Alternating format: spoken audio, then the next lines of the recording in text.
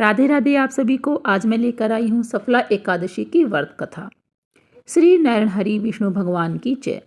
आज हम आपको एक ऐसी एकादशी की कथा सुनाने जा रहे हैं जिसका गुणगान करते हुए भगवान श्री कृष्ण जी स्वयं इस कथा का और इसके महत्व वर्णन कर रहे हैं। और इतना ही नहीं, भगवान यह भी कहते हैं कि जिस किसी व्यक्ति ने इस भूमि पर जन्म लिया और वह संपूर्ण निष्ठा के साथ एकादशी व्रत का पालन करता है, वह मेरा अत्यंत प्रिय भक्त है। तो आइए शुरू करते हैं पौष माह के कृष्ण पक्ष में आने वाली सफला एकादशी की व्रत कथा। लेकिन उससे पहले जान लेते हैं सफला एकादशी व्रत का महत्व। धर्मराज युधिष्ठिर कहने लगे कि हे जनार्दन, मैंने मार्गशीर्ष शुक्ल एकादशी अर्थात मोक्षदा एकादशी का सविस्तार वर्णन सुना। अब आप कृपा करके मुझे पौष माह की कृष्ण पक्ष की एकादशी के विषय में भी बतलाइए।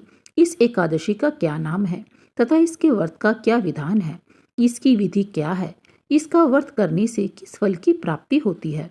कृपया यह सब विधान पूर्वक हमसे कहिए। भगवान श्री कृष्ण जी ने मंद मंद मुस्कुराते हुए कहा, हे राजन, मैं यज्ञ और दान से इतना प्रसन्न नहीं होता जितना मैं अपने भक्तों द्वारा एकादशी व्रत का पालन करने से होता हूँ। इसलिए प्रत्येक व्यक्ति को भगवान हरि के इस प्रिय दिवस पर एकादशी व्रत का अवश्य पालन करना चाहिए। भगवान श्री कृष्ण जी बोले, पौष माह के कृष्ण पक्ष में आने वाली इस एकादशी को सफला एकादशी कहा जाता है। इस दिन श्रद्धा और भक्ति भाव से विधि पूर्वक श्री नारायण भगवान की पूजा करनी चाहिए। यह एकादशी प्राणी मात्र का कल्याण करने वाली है, अतः यह व्रत अवश्य ही करना चाहिए।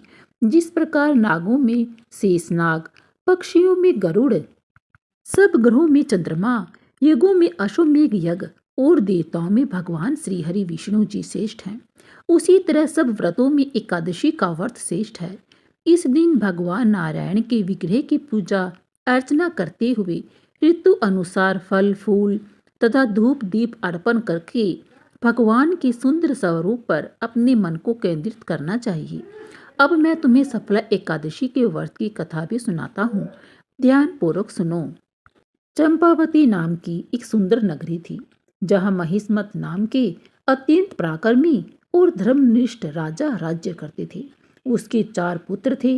राजा का सबसे ज्येष्ठ पुत्र लुम्बक सदैव ही पाप कर्मों में लिप्त रहता था।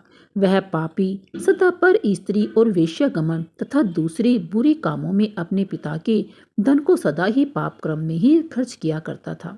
वह दुराचारी हमेशा देवता, ब्राह्मण और वैष्णवों का अपमान और निंदा किया करता था। यह सारे कार्य उसके लिए सामान्य बन चुके थे। उसके इन पाप कर्मों का असर राज्य पर भी पड़ने लगा। एक दिन अपने पुत्र के ऐसे आचरण को देखकर राजा महिष्मत ने उस लुम्बक को राज्य से ही बाहर निकाल दिया। लुम्बक राज्य से बाहर निकलकर घने जंगल में रहने लगा, लेकिन अभी भी उसकी पाप में प्रवृत्ति में कोई कमी नहीं आई थी। वह दिन में जंगल में शिकार करता और उनके मांस का भक्षण करता और रात्रि में नगर में जाकर लूटपाट किया करता था। एक दिन जब वह रात में चोरी करने के लिए नगर में आया तो रात में पहरा दे रहे सिपाहियों ने उसे पकड़ लिया। किंतु जब उसने अपने को राजा महिष्मत का पुत्र बतलाया तो सिपाहियों ने उसे छोड़ दिया। फिर वह वन में लौट आया और प्रतिदिन मांस तथा वृक्षों के फल खाकर जीवन निर्वाह करने लगा। उस दुष्ट का विश्राम स्थान पीपल के वृक्ष के पास था। वह पीपल का वृक्ष बहुत वर्षों पुराना था। उस घने जंगल में वह पीपल का वृक्ष एक देवता की तरह ही पूजा जाता था। वह पाप बुद्धि लुम्बक वही निवास करता था।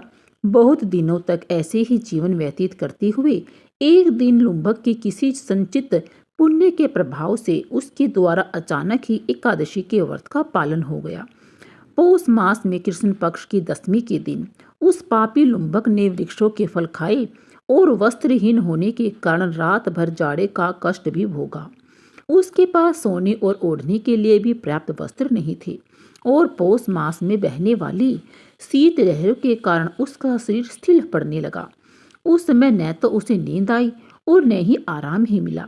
वह निष्प्राण सा हो गया। अगले दिन सूर्य उदय होने पर भी उसको होश नहीं आया। सफला एकादशी के दिन भी लुम्बक बेहोश ही पड़ा रहा। दोपहर होने पर उसे चेतना प्राप्त हुई। फिर इधर उधर दृष्टि डालकर वह आसन से उठा और लंगड़े की भांति लड़खड़ाता हुआ वन के भीतर गया। वह भूख से दुर्बल और पीड़ित हो रहा था।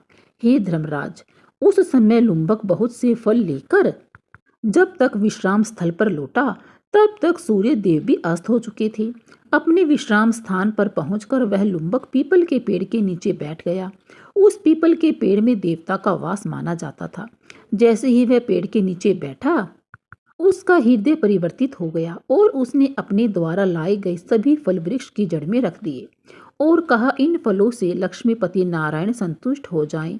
यूं कहकर लुम्बक ने रात भर नींद नहीं ली। इस प्रकार अनजाने में ही उसने एकादशी व्रत का पालन कर लिया। उस समय सहसा ही आकाशवाणी हुई, हे राजकुमार, तुम सफला एकादशी के प्रसाद से राज्य और पुत्र प्राप्त करोगे। आकाशवाणी को सुनकर उस लुम्बक ने बहुत अच्छा कहकर उसने वह वरदान स्वीकार किया। इसके बाद उसका रूप दिव्य हो गया। तब से उसकी उत्तम बुद्धि भगवान विष्णु के भजन में लग गई। दिव्य आभूषणों से सुशोभित होकर उसने राज्य प्राप्त किया और 15 वर्षों तक वह उसका संचालन करता रहा। विष्णु भगवान जी की कृपा से उसने एक सुंदर राजकुमारी से विवाह किया और उसको एक मनोज्ञ नामक पुत्र की प्राप्ति भी हुई। अब उसकी स्त्री, पुत्र आदि सारा कुटुंब भगवान नारायण का परम भक्त हो गया। वृद्ध होने पर वह अपने पुत्र को राज्य का भार सौंपकर वन में तपस्या करने चला गया और अंत समय में वैकुंठ को प्राप्त हुआ। हे राजन, इस प्रकार जो मनुष्य इस परम पवित्र सफला एकादशी का उत्तम व्रत करता है, वह इस लोक में सुख भोग कर मृत्यु के पश्चात मोक्ष को प्राप्त होता है। इस समस्त संसार में वह मनुष्य धन्य है जो सफला एकादशी का व्रत करते हैं। उनका जीवन सफल हो जाता है तथा उत्तम फलों की भी प्राप्ति होती है। हे राजन, इसकी महिमा को पढ़ने और सुनने तथा उसके अनुसार आचरण करने से मनुष्य को राजसूय यज्ञ का फल प्राप्त होता है। हे विष्णु भगवान जी, सफल एकादशी की यह कथा अधूरी हो तो पूरी कीजिए, पूरी हो तो मान करिए। इस प्रकार जो सफल एकादशी की व्रत कोई कथा को सुनता है या कहता है, उस पर विष्णु भगवान जी की विशेष कृपा प्राप्त होती है। बोलिए श्री हरि विष्णु भगवान की जय हो।